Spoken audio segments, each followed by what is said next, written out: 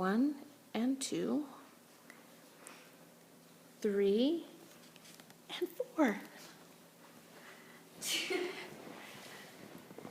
Hi, my name is Hallie Thompson, and I will be talking about how to take care of your horse before, during, and after you ride. Have you ever rode a horse before? If you haven't ever ridden a horse before, you're in for a treat. I will be speaking on how to take care of your horse before and after and while you ride. Make sure you have a person with you if it's your first time, or all the time have it. It could be really nerve-wracking or relaxing. How to take care of your horse before you ride. First, you need to brush the horse, which is this picture right here, and it just shows a picture of like a person brushing a horse. And then you need to clean out the horse's hooves, which is this picture right here, and make sure when you clean out the horse's hooves, you always go away from you, just in case the horse freaks out and if you're running towards you, this hoof pick could come to your stomach and jab you, or it could go anywhere really. And then you need to make sure there's no marks like swelling or cuts, and if there is, make sure you don't ride your horse because the horse could get a lot worse. And then put the saddle blanket on, which is this picture right here. It just shows a guy putting on a saddle blanket. And then put the saddle on, which is this picture. And make sure you do up the front strap, which is right here, and then the back strap, and then the breast collar is in the front of them. And you want to do that because the front strap is the main strap. And so, if the horse freaks out while you're putting the saddle on, you will have a strap that's already on, and it won't make the saddle fall off and get scratched up or broken. And then make sure you check the saddle so there's nothing missing, and if there is, go get the part or don't ride. And then get the bridle and put it on the side. And how to ride the horse? You want to do some groundwork, which is the horse is still on the halter, and you just go in a circle, trotting this, so the horse kind of gets warmed up, and you show them who's boss and make sure they're listening to you. And then you want to bridle the horse and get on the horse. And you want to warm up the horse before you start loping if you're comfortable with loping. You will want to walk around the arena a couple times, and then trot around the arena a couple times. And you could be doing anything between walking and trotting. You could turn a circle in the middle of the arena or the corner. And then you can lope if you're comfortable with loping if it's not your first time. And then also you could do some other techniques like backing up or turning or disengaging, all kinds of stuff like that.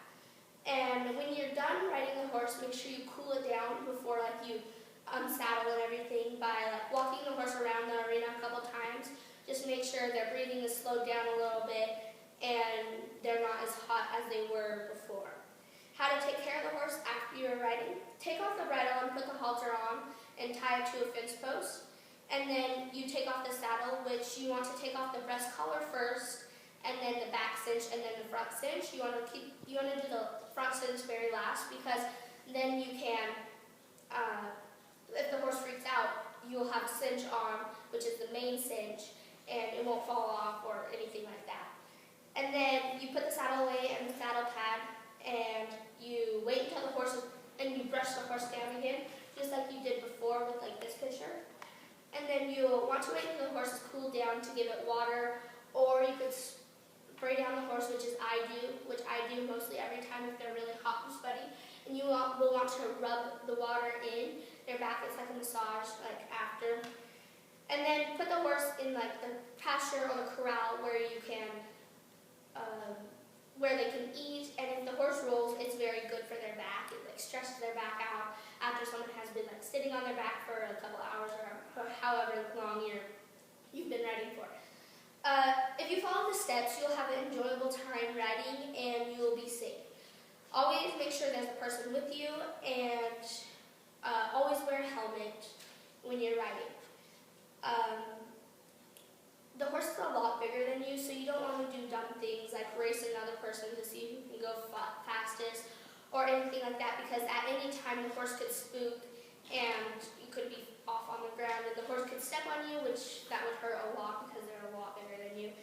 And then when I first got my horse, he was only 4, and I was very, very scared because he's only been ridden 13 times.